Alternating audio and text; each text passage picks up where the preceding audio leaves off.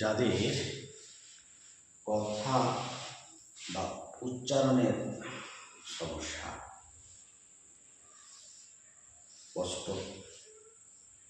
উচ্চারিত হয় না তাদের শব্দগুলো, তারা এই ব্যায়ামটি করতে পারে। এইভাবে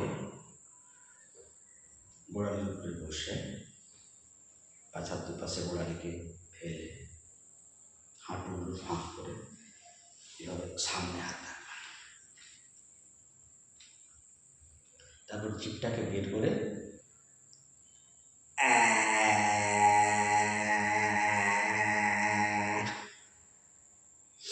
আবার শ্বাস নেবেন, শ্বাস ছাড়তে হবে, করতে হবে।